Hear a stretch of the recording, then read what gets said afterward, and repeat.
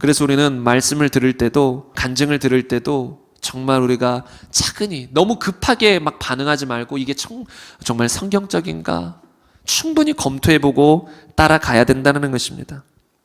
한 가지만 더 예로 들자면 구원도 마찬가지입니다.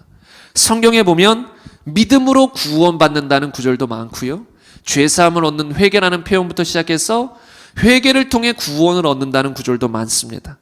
그리고 하늘에 계신 내 아버지의 뜻대로 행하는 자라야 천국에 들어가리라는 구절도 있고요, 심령이 가난한 자가 천국에 들어가는 구절이 있고요, 애통하는 자가 천국에 들어가는 구절이 있고요, 또 구원을 잃어버릴 수 있기에 끝까지 겸손하게 믿음을 지키며 살아야 한다는 말씀도 있고요, 또 이기는 자가 천국에 들어간다는 말씀도 있습니다.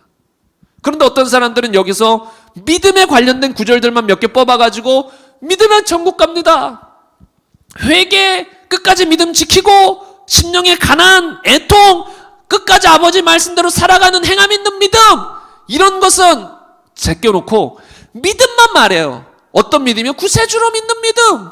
예수님 구주로 나 믿었어, 천국이야. 너무나도 무지한 거예요. 너무나도 무지한 거예요. 저도 뭐 어릴 때야, 뭐 과거 아주 초창기 전도사 때야 이런 거 잘 몰랐죠. 성경도 잘 모르고 그냥 은혜 받은 거, 주님을 경험하긴 했으니까 그런 거 막 전하고 했지만 여러분, 그게 아니더라고요. 하나님 말씀을 잘 알아야 돼요. 많은 사람들이 그냥 간증, 은혜, 좀 뭔가 자극적인 말 듣고 막 힘있게 나가지만 그게 사람을 끝까지 변화시키거나 이끌어 나갈 수 없어. 진리를 알아야 돼요. 진리를 바로 알아야 진리가 우리를 이끌어 나갑니다. 진리가 우리의 생각과 마음을 변화시키고 또 진리를 통해 우리가 거듭났던 것이고 진리가 우리를 인도하는 것이지, 어떤 간증이나 자극적인 어떤 내용, 체험이 우리를 변화시키거나 인도할 수는 없어요. 도움은 주지만, 그리고 그 안에 진리가 있다면 그 진리를 통해 변화는 되겠지만, 아무튼 그래서 구원이라는 것도 종합적으로 볼 수 있어야 되는 거예요. 그냥 몇 구절 봐가지고 믿음만 이렇게 하면 안 되고요. 그럼 구원은 뭐예요? 구원이라는 건 종합적으로 보니까 참된 회개와 믿음을 통해 받는 것이구나. 근데 참된 회개와 믿음이 가능하려면 반드시 심령이 가난해져야 되고, 심령의 가난을 통해 내 자신을 봐야 되고, 내가 영적으로 죽어있고 죄악 덩어리, 내적으로 부패한 존재를 알아야 되는구나. 그래서 심령 가난이 있어야 되고, 그렇게 심령이 가난해져서 결과적으로 또 애통하는 마음이 들어야 되는구나.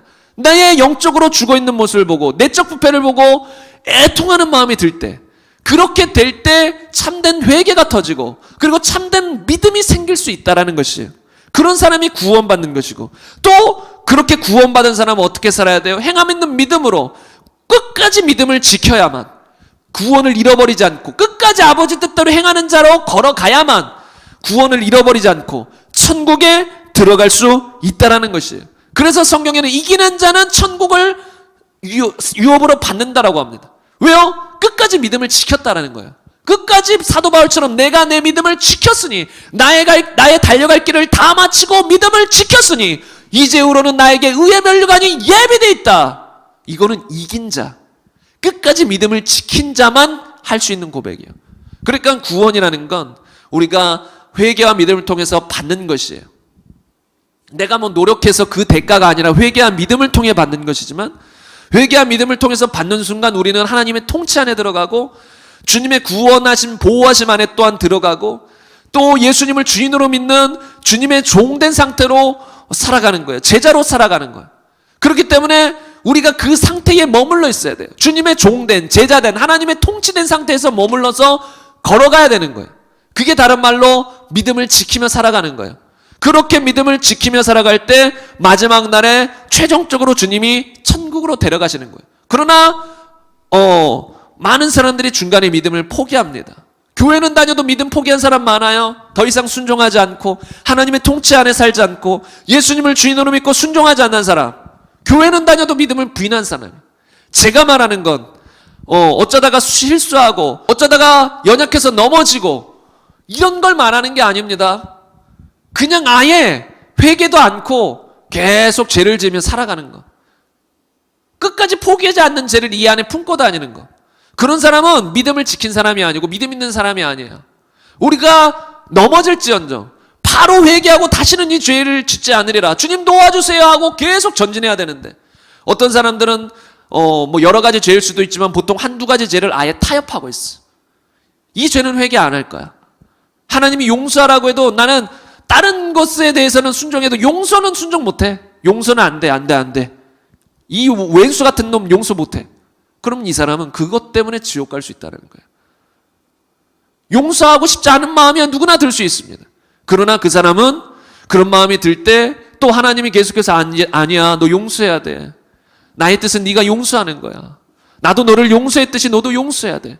그런데 이 하나님 말씀을 계속 듣고도 성령의 감동을 계속 받고도 지속적으로 거부한다, 거절한다. 그러면 어느 단계에 가서는 하나님을 대적하는 자가 되고 하나님을 거부하는 자가 되고 믿음을 버린 자가 되어버릴 수 있는 거예요. 그래서 구원이라는 건 이렇게 종합적으로 볼 수 있어야 되는 거예요.